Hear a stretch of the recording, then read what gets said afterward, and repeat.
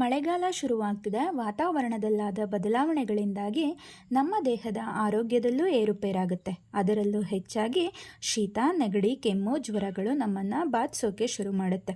ಅಂಥ ಟೈಮಲ್ಲಿ ಈ ಒಂದು ರೆಸಿಪಿಯನ್ನು ಟ್ರೈ ಮಾಡಿ. ಇದನ್ನು ಮಾಡೋದಕ್ಕೆ 8ರಿಂದ 10 ದೊಡ್ಡಪತ್ರೆ ಎಲೆಗಳನ್ನು ಕೊಯ್ದು ಚೆನ್ನಾಗಿ ತೊಳೆದು ಎಣ್ಣೆ ಹಾಕಿ ಬಾಣಲಿಯಲ್ಲಿ ಮೆತ್ತಗಾಗೋವರೆಗೂ ಹುರಿದಿಟ್ಕೋಬೇಕು. ಆನಂತರ ಮಿಕ್ಸಿ ಜಾರಿಗೆ 1 ಕಪ್ ಆಗೋಷ್ಟು ಕೊಬ್ಬರಿ, 2 ಈರುಳ್ಳಿ, 1 ಗೆಡ್ಡೆ ಬೆಳ್ಳುಳ್ಳಿ, 1 ಚಮಚ ಜೀರಿಗೆ, 1 ಚಮಚ ಉರಿಗಡಲೆ ಹಾಗೂ 1 ಸ್ಪೂನಷ್ಟು ಸಾಂಬಾರ್ ಪೌಡರ್ ಹಾಕಿ ಜೊತೆಗೆ ಫ್ರೈ ಮಾಡಿಟ್ಟಿರುವ ದೊಡ್ಡಪತ್ರೆ ಎಲೆಗಳನ್ನು ಸೇರಿಸಿ ನುಣ್ಣಗೆ ರುಬ್ಕೋಬೇಕು.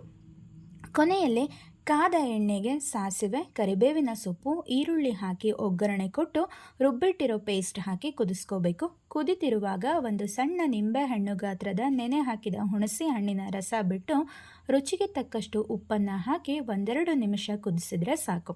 ಅಂದ ಹಾಗೆ ಆರೋಗ್ಯ ಕೆಟ್ಟಾಗಲೇ ಮಾಡಬೇಕು ಅಂತೇನಿಲ್ಲ, ಯಾವಾಗ ಬೇಕಾದರೂ ಮಾಡ್ಕೋಬೋದು.